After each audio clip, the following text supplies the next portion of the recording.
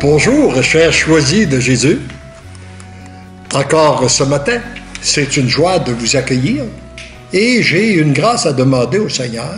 C'est que la même joie qui nous habite, parce que c'est ce qu'on a retrouvé, une joie se retrouvant. Marc est arrivé de très de bonne humeur ce matin. alors, ça arrive des fois, ça aussi, hein? Alors, donc, c'est cette joie-là que j'aimerais bien que le Seigneur vous transmette dans chacun chez vous, là, et dans chacune de vos familles.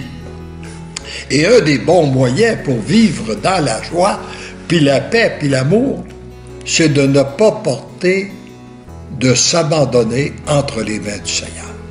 Et je veux vous partager la pensée de ce jour qui dit « Mon enfant, remets-moi tes joies, tes peines, tes occupations et tes préoccupations, tes succès ou tes échecs. Dépose tout dans mon cœur. Il te faut te dégager de tout pour entrer dans mon amour qui veut occuper tout l'espace. » C'est simple, hein? Quand on a tout remis entre les mains de Dieu, ça nous permet d'établir une nouvelle relation avec lui. Et j'aimerais vous partager, amplifier un petit peu, si vous voulez, par un des textes qu'il nous parle de l'abandon entre les mains de Dieu et qu'on doit tout abandonner. Tout accueillir d'abord pour tout abandonner. Parce que j'ai souvent rencontré des gens qui disent « Moi, je vis une souffrance, je la donne à Dieu, puis il semble qu'il ne la prend pas. » Mais je lui demande « Est-ce que tu l'as accueilli? » On ne peut pas donner ce qu'on n'a pas. D'abord, premièrement, l'accueillir. Deuxièmement, la remettre. Et si on fait ça, on peut, dans notre vie, tout ce qu'on reçoit de Dieu, c'est pour l'accueillir, c'est pour le transmettre aux autres. Et ça, en même temps que ça nous purifie, ça aide à la purification des autres. Et ce qu'on reçoit des autres, eh bien, ça ne peut pas nous démolir, parce que même ce qui est mauvais, on l'accueille et on l'offre au Père pour que ça soit purifié. Et ce qui est bon, c'est un compliment. On est heureux de rencontrer des gens, eh bien, on l'accueille, puis on l'offre au Père pour sa gloire. Puis il m'a donné une image à quelle vitesse cela doit se faire. Il dit, souviens-toi, lorsque tu allais à l'école et que vous faisiez la chaîne pour entrer le bois à l'automne dans la remise. La bûche de bois, aussitôt arrivée, aussitôt donnée. C'est à cette vitesse-là que tu peux tout accueillir, ce qui se présente, et tout offrir. Puis là, je m'étais arrêté à réfléchir, qu'est-ce qui serait arrivé à un enfant qui aurait gardé les bûches de bois dans ses mains? Il aurait empêché le bois d'entrer dans la remise, puis lui, il aurait écrasé sous le poids du fardeau. Vous n'avez pas l'impression que c'est qu'est-ce qui nous arrive parfois lorsqu'on écrase sous le poids du fardeau? Qu'on garde les bûches, qu'on garde les problèmes, au lieu de les accueillir et de les offrir à Dieu. Et quand on lui offre, il les prend. J'ai reçu une belle confirmation que j'avais trouvée amusante. Dans un de mes voyages en Europe, et il m'arrive une dame, et puis elle dit, moi, j'étais une personne très, très angoissée toute ma vie. Et là, ça fait 2 ans et demi que je vous connais. Ça fait 2 ans et demi que je me nourris des volumes pour le bonheur des biens, mais choisis Jésus. Et j'ai fait tout ce qui est recommandé là-dedans. J'ai tout donné au Seigneur. Je lui ai tout donné mes angoisses. Et là, je suis aux prises je viens vous voir parce que je suis aux prises avec une nouvelle angoisse que je ne sais pas quoi faire avec. Ah oui? J'ai dit, c'est quoi votre angoisse, madame? Ben, c'est de ne plus avoir d'angoisse. Alors, elle dit, qu'est-ce que je fais avec ça? Ben, j'ai dit, faites la même chose que vous avez fait avec les autres. Donnez-la au Seigneur, puis le Seigneur va la prendre. Alors, laissez-la partir. Laissez-la partir. Alors, je te donne... je te laisse la parole. Vous me passez le crachoir. C'est ça. Non, mais c'est très intéressant ce que vous dites, comme toujours. Puis non, effectivement, ce matin, je ne suis pas arrivé fâché. Au contraire, très heureux. Et enfin, pour toutes sortes de bonnes raisons. Mais l'une d'entre elles, c'est que Puis là, vous allez me dire, il est donc ben nono, lui, il a réalisé ça à 43 ans. Hier, on était dans la voiture. Là, la semaine passée, on a parlé de mes états d'âme. Donc là, on va parler de mes enfants. C'est toujours plus positif. Et on était dans la voiture, puis j'ai fait un constat hier, M. Lachance. Ouais. Je me trouve un peu niaiseux de ne pas l'avoir fait avant. Mais quand on est un père, on veut contrôler. Mais ça, là, pour te consoler là-dedans, un peu niaiseux, ça m'est arrivé, moi, ça, des choses comme ça, là. Puis je me disais, je suis encore très chanceux de le découvrir dans le temps de ma vie, parce qu'il y en a qui meurent niaiseux comme ça. Voilà. Alors, vous êtes en train de me dire que je ne mourrai pas niaiseux à ce niveau-là. Merci beaucoup. Raison de plus d'avoir un sourire. Mais quand on est père de famille, quand on est mère, mais je suis pas mère, donc je peux pas parler de l'expérience d'une mère, on veut guider nos enfants. On veut les aider, on veut les éduquer, on veut les encadrer, puis on a une présence qui, parfois, peut être dominante. Parce que, veut pas, on a de l'expérience, nous autres, puis on a du vécu, puis marche pas là parce que tu vas te faire mal, marche pas là parce qu'il y a de la bouette, marche pas là parce que... Bon. Et là, à un moment donné, l'enfant, surtout lorsqu'il arrive à l'adolescence, ah ben là... Il y a de la misère à prendre sa place. Le bonhomme, là... Puis plus le bonhomme est encadrant, plus l'enfant est obligé de se révolter pour prendre sa place. Voilà. Et ça donne, avec Gabriel et moi, des chocs assez frappants. Et hier, à un moment donné, elle nous a dit quelque chose dans la voiture, en allant la reconduire au cadet. Elle dit, papa, puis là, elle est assise en arrière de moi, puis sa mère, à un moment donné, on avait une discussion, Gabriel et moi, et je la regardais dans le miroir. Elle dit, papa, dis-moi là, elle dit, je suis bien contente d'être ta fille. Mais elle dit, là, j'aimerais ça un jour que tu comprennes que je veux faire ma propre place. Et je voudrais être reconnu pour moi-même. Et là, ça m'a frappé. Oh, c'est beau. Puis là, je l'ai regardé dans le miroir, puis je me suis dit, ouais, t'es ma fille, toi. T'es ma fille. T'es dans mon ADN. Et ça m'a fait réaliser. Et là, quand on est revenu, bon, au retour de Pâques, les élèves ont été un petit peu... Bon, on se souvient d'un congé. Puis là, ben lundi, il n'y a pas eu d'école parce qu'il y avait du verglas. Alors, ils prennent ça un peu à la légère. Mais là, la panique totale. J'ai pas fini mes fascicules de mathématiques. Faut que je les finisse ce soir. Ben, j'ai dit, je vais faire quelque chose pour toi. Quand on va revenir des cadets, là, je vais aller m'installer sur la table de cuisine. Je vais me faire une tasse de thé. Puis je vais t'accompagner. Et là, à un moment donné, je l'accompagnais. Puis là, elle me dit... Va donc te coucher, sais-tu? Quand t'es à côté de moi, j'ai trop envie de te parler. Fait que là, je veux vraiment finir mes fascicules. Fait qu'elle dit, bonne nuit, papa. J'ai dit, bon, OK. Alors, j'ai remis ça. J'ai dit, je m'en vais me coucher. Pas de problème. Et ce matin, elle avait terminé. Alors, ça m'a frappé de voir... C'est vous, c'est quasiment... Ça me fait quasiment de la peine, mais ça me rend aussi heureux. C'est un sentiment aigre-doux de voir que si je lâche la poignée, là, ben, ça va marcher tout seul. Et ce qu'on découvre, c'est que fou, nous, on se pense être les éducateurs de nos enfants. Ouais.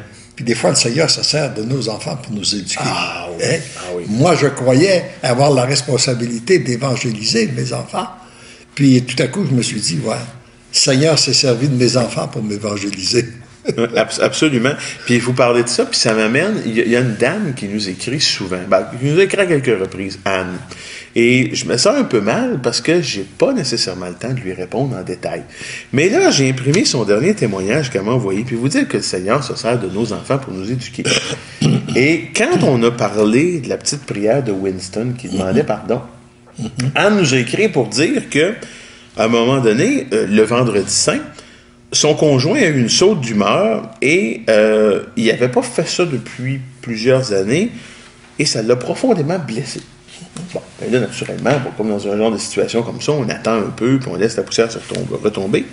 Et là, quand ils ont écouté le Facebook Live et à la fin, elle a éteint son ordinateur et elle a pris la main de son conjoint, qui est un adulte de 71 ans. Là. C'est pas un enfant d'école, comme on dit. Puis elle lui a dit, voudrais-tu faire une petite prière comme celle de Winston? Ah, j'étais frappé. Je dis, oh boy, une prière de Winston, tu sais. Et, comme elle dit, c'est la même personne qui, il y a 5 mois, lui aurait servi un non catégorique. Aurait dit, non, il n'y en a pas question. Alors, j'ai trouvé ça fascinant de voir parce que c'est vrai que le Seigneur va venir se servir des gens autour de nous. Puis, des fois, quand vous êtes attentif, là, ça va encore plus vite que vous pensez. Moi, cette semaine, j'avais un gros questionnement. Puis là, j'ai dit à Audrey, veux-tu bien me dire comment je vais faire pour me sortir de ça? Alors, je me suis allé dans ma chambre, travailler à mon bureau. Puis là, j'ai dit, bon, écoute, là, j'ai dit, je vais ouvrir un petit canal avec toi, là, pendant 5 minutes, là. On va se parler. On va se parler. Et j'ai dit, là, j'ai un problème, ça me casse la tête, Qu'est-ce que je fais? Puis là, j'ai laissé ça. J'ai pas dit, tu sais, comme des fois, on va faire une prière, on va dire, ben là, Seigneur, vas-tu me donner ça rouge, telle grandeur, tel jour, à telle heure?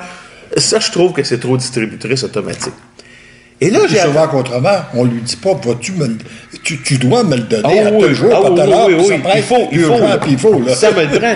Puis moi, ce que j'entends souvent, puis la génération de mes parents était comme ça, tu sais, ils vont, j'ai fait chanter une messe pour telle intention, ou j'ai demandé telle affaire. Non, faut pas demander. Il faut discuter, il faut avoir un dialogue, puis on laisse ça dans les mains. 2 heures plus tard, je reçois un téléphone de quelqu'un qui connaît pas du tout la question, qui me connaît un peu. Et à un moment donné, à la fin de la discussion, il me dit, hey, as-tu pensé à telle affaire? Ça venait répondre directement à ma question. Et j'ai dit à Audrey, j'ai lâché le téléphone, je suis allé voir Audrey, j'ai dit, peux-tu croire qu'une chose comme ça puisse se passer? Et pour finir avec le témoignage d'Anne, elle mentionnait aussi, elle me remerciait de ne pas hésiter à m'exposer. Oui, effectivement, je m'expose pas mal. Mais ça, qu'est-ce que vous voulez, c'est le pari qu'on fait. Quand on ouvre son cœur, on peut pas l'ouvrir à moitié, on peut pas l'ouvrir au corps, on peut pas dire, c'est pas comme un focus de caméra. Hein? Quand on l'ouvre, sinon on le ferme. Et quand on l'ouvre, c'est un pari qu'on fait. Mais sachez que, effectivement, à travers nos faiblesses, oui, la colère, nos problèmes, il en arrive quelque temps. Mais il y a aussi les joies, il y a aussi les découvertes qu'on fait. Puis ça, je trouve ça fantastique. Puis vous, là, vous avez passé l'été passé à me dire que je suis un chercheur. Là, moi, je vous ai trouvé 2 qualificatifs. Ouais. 2 qualificatifs. Vous êtes un laboureur et un sommeur souriant. Vous labourez, et quand vous labourez, vous le faites avec un sourire et une attitude tellement aimante que c'est impossible qu'il n'y ait pas de fruits. Puis nous autres, on le voit chez nous avec nos enfants, là. On le voit, là, il y a une espèce de dynamique qui se crée et qui devient quasiment, je vous dirais, pas épidémique, là, c'est pas une épidémie, contagieuse. Ça devient contagieux. Puis je trouve ça génial de voir comment cet amour-là, cet esprit-là est important puis est bénéfique aussi. Ça rejoint une des pensées que j'ai souvent méditées sur le rôle des choisis de Jésus. Parce que le rôle des choisis de Jésus, ça fait partie de la civilisation de l'amour. C'est une terre nouvelle. Alors, une terre nouvelle, pour qu'une terre produise des bons fruits, il faut la labourer. Ouais. Première chose. Parce qu'elle a beau avoir, à un moment donné, même si elle a une grande richesse, si elle est mal ensemencée, elle va produire des chardons, des choses. Alors donc, la première chose, il faut qu'elle soit labourée. Et c'est un peu le rôle de la mission des choisis de Jésus, de devenir des laboureurs de cette terre nouvelle. Et un jour, je donnais une retraite à Saint-Denis-du-Maine, puis dans ma réflexion, il m'était venu justement cette réflexion-là de laboureur. Et comme j'ai eu à travailler étant jeune avec les charrues et tout ça, là, mais il y a une partie, pour arriver à labourer, il y a une partie de la charrue qui est le soc. Le soc, en bas. Ce qui rentre dans la terre. Qui rentre dans la terre. Alors, cette partie-là, elle est la partie la plus nécessaire parce que c'est elle qui produit le sillon, là, puis qui fait que la terre. C'est elle qui fait la job. Mais elle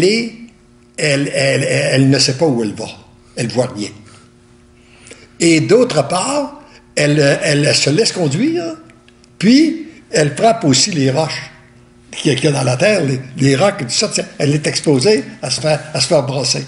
Alors, c'est un peu ça, pour être des laboureurs, accepter de se laisser conduire par le Seigneur sans savoir où on va, et accepter aussi les roches, les inconvénients, les petites difficultés qu'on peut rencontrer. Ça fait partie du début. Alors, ça me permet de relever cette dimension-là que ça fait longtemps que je n'avais pas réfléchi là, avec la charrue. Je pensais pas tomber aussi à point. Mais vous savez, j'ai fait d'autres choses avant de céder la parole à Audrey. J'ai fait quelque chose ces derniers jours parce que vous m'incitez au dépassement. Vous ne le savez peut-être pas, mais vous m'influencez beaucoup. Et vous m'incitez au dépassement. Et dans la dernière semaine, sans vouloir trop donner de détails, parce que des fois, on ne sait pas qui nous écoute, puis je veux pas mettre quelqu'un sur la sellette, mais il y a quelqu'un il y a quelqu'un, non, j'ai l'impression qu'on est 3-4 fois, ouais. Vas-y. Il y a quelqu'un que j'ai connu et avec qui, bon, disons que les atomes n'étaient pas crochus. Bon. Et là, je l'ai revu, et là, je me suis dit, bon, qu'est-ce que je fais? Ma première réaction, c'était je l'ignore puis je continue mon chemin. Mais là, j'ai dépassé mon sentiment premier. Puis là, je suis allé le voir puis j'ai dit bonjour, ça fait plaisir de te revoir. Et là, j'ai vu la personne se reculer là, en voulant dire mais d'où est-ce que tu te sors, toi? Et là, j'ai pas épilogué, là, j'ai pas dit non, mais j'ai planté le grain. Puis j'ai dit, on verra ce qui réussira. Mais je me suis dit, je peux pas laisser une situation dans je peux pas laisser le climat aigre, un peu amer. Je trouvais que ça goûtait pas bon dans mon cœur. Alors je me suis dit, je vais aller mettre un peu d'assaisonnement. On verra comment que la salade va passer. C'est bon. Vous m'incitez au dépassement. Ben c'est le Seigneur qui fait le travail en toi. Hein? Moi, je suis un pauvre instrument, là. Peut-être que j'ai un petit rôle de t'accompagner, là, mais c'est le Seigneur qui travaille là. Je vous aime comme instrument. Dans ton cœur, puis qui travaille dans celui d'Audrey. Puis après ça, n'oublie pas qu'il a mis Audrey aussi à côté de toi. Ouais, mais je répète ce que je viens de dire, je vous aime comme instrument. C'est un bon instrument. Alors, Audrey, que se passe-t-il dans le Facebook-osphère ce matin? Il y a plein de choses. Il y a des gens qui nous disent bonjour. Donc, bonjour tout le monde. Alors, qui nous dit bonjour? On a Maria, on a Justine, Joannick. Donc, des noms nouveaux là, que c'est la première fois que je vois. Louise, on a Guylaine, on a Fabrice. On a Céline Boulet qui nous dit « Le plus beau cadeau qu'on peut se faire, c'est de pardonner et se pardonner pour qu'on puisse continuer à faire notre cheminement avec la grâce de Jésus, car il est amour. Amen. » On a également Julienne qui nous salue, Rita, Claire... Et on a Joannick qui écrit « Le chemin n'est possible que si le pardon est donné avec amour. » Donc, effectivement, c'est tout d'excellents commentaires. Et on parlait un peu là, de l'image là, du laboureur là, que vous mentionnez. Puis, j'essaie toujours de... Vous savez, si j'explique ça aux enfants, c'est un concept qui leur est un peu inconnu. Hein, labourer les champs, eux, connaissent pas ça. Hein? La vie avant Internet, connaissent pas ça non plus. Là. C'est difficile pour eux de concevoir ça. Parle-là d'un tracteur, ils vont comprendre. Ben, c'est un petit peu le même concept. Puis je me dis, quand vous parlez d'évangéliser et tout, nous, ce qu'on a remarqué, c'est tellement important, comme vous répétez toujours, ce que vous êtes parle plus fort que ce que vous dites. Puis, j'ai essayé de trouver des exemples au quotidien dans la vie de mes enfants. Puis, le meilleur exemple que j'ai pu trouver, entre autres, c'est les fameux films de Disney. Je ne vais pas partir un débat, là. Mais ce que je veux dire, c'est que, entre autres, dans le film Histoire de bagnole, Cars, ben, dans ce film-là, une petite bagnole répare une voiture, répare une route, qui est la rue principale. Et c'est une ville qui était désaffectée, déserte, abandonnée. Et quand les gens sur place ont vu « Hey, wow, on est rendu avec une belle rue principale. » Mais là, si je regarde mon commerce, il a l'air un peu moche. Vraiment, là, ça fait dur par rapport à la belle rue principale. Donc, tous les gens dans la petite ville commencent à revamper leur commerce et ont été influencés par une rue principale qui a été refaite. Puis on voit ça souvent, entre autres, j'en ai parlé souvent avec Marc, le maire Giuliani à New York, qui avait une politique très anti... il ne voulait pas que les installations de la ville soient endommagées. Aussitôt qu'il y avait un bris, les équipes venaient intervenir pour le réparer parce qu'ils disaient les choses qui sont en bonne condition, les gens ont tendance à en prendre soin puis ils vont vouloir répliquer ce phénomène-là autour d'eux. Quand les choses sont endommagées, c'est pas grave si je l'endommage davantage. Fait que je continue à le barbouiller ou à faire des graffitis ou à le briser. Mais quand quelque chose est beau, paraît bien, j'ai le goût de répliquer ça dans ma vie. Fait que c'était une autre manière que je devais trouver pour expliquer un peu ce que vous dites. Là. Et c'est ce qu'on peut, on l'a observé maintes et maintes fois. Quand on voyage, on va dans une rue, dans un village, et tout ça, s'il y a quelqu'un qui renouvelle sa maison, qui refait sa cour, qui remet son beau, les gens autour, ça se continue. Et finalement, et c'est ça l'œuvre du Seigneur. Lui, ce qu'il veut refaire, c'est les êtres. C'est le cœur. Puis c'est le cœur, c'est la transformation du cœur. Alors il veut nous transformer, nous, pour qu'on devienne plus beau, plus rayonnant, son amour, afin de rejoindre des autres, que les autres, en nous voyant vivre, aient le goût aussi de se laisser transformer par le Seigneur. Je pense pas. C'est simple comme mission. Je dirais que c'est même trop simple pour les savants. Tout à fait. Pour les gens de la science, là. Puis j'ai l'impression que les gens du voisinage vont vouloir renouveler leur propre maison d'eux-mêmes et non pas parce que quelqu'un va avoir fait le tour. Ta maison est pas belle, ta maison est pas belle. Qu'on va avoir porté plainte puis qu'on va envoyer un inspecteur de la ville pour dire de le faire. Exactement. Donc, soyons nous-mêmes des modèles puis voyons ce que ça va faire. Alors, ce qu'Audrey veut dire, c'est on a quelqu'un qui nous dit bonjour du Japon. Oh! Ouais, Alexia. Écoutez, si vous êtes du Japon, Gabrielle va être heureuse parce qu'elle a une fascination pour le Japon. Envoyez-nous des photos de vos cerisiers en fleurs. Ce que voulait dire Audrey, c'est soyez comme Lightning McQueen à Radiator Springs. Flash McQueen, c'est ça exactement.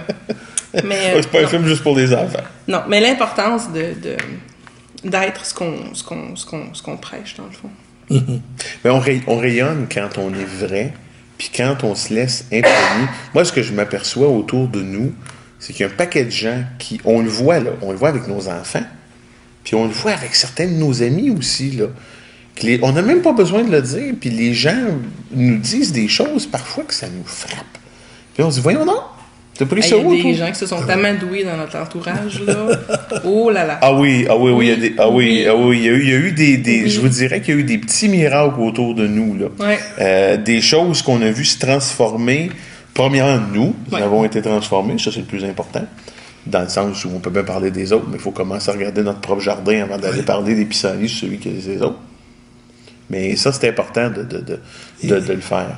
Et l'importance aussi, ce qui me venait tout à l'heure quand tu parlais de témoignage de Anne, là, l'importance de ne pas porter de jugement sur les gens qui sont autour de nous.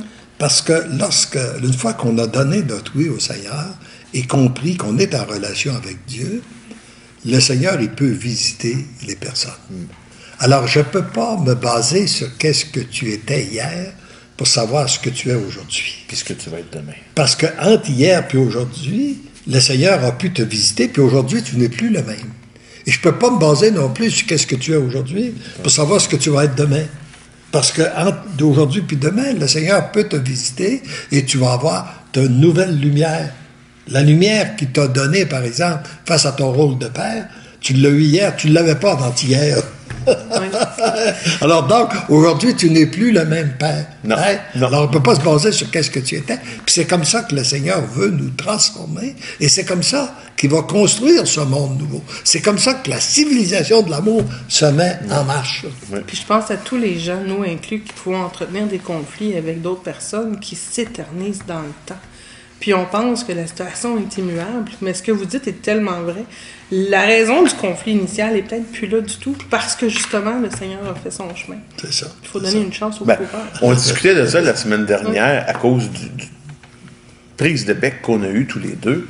Puis il y a quelqu'un qui nous disait qu'il y a des gens qui restent fâchés un avec l'autre pendant des semaines et des mois. Ah oui. On en reparlait dans la voiture. On en discutait, puis on s'est dit, voyons donc, nous autres, si ça dure plus qu'une couple d'heures, c'est une catastrophe. On peut pas fonctionner comme ça. Faut que tu fasses le nettoyage, puis que tu passes la balayeuse, puis que tu repartes à zéro. Mais, que tu remettes ça entre les mains du Seigneur pour rétablir cette Mais pour ça, c'est ça, il faut remettre ça entre les mains du Seigneur, puis savoir que c'est le Seigneur qui tout. Tout est dans la confiance. Hein?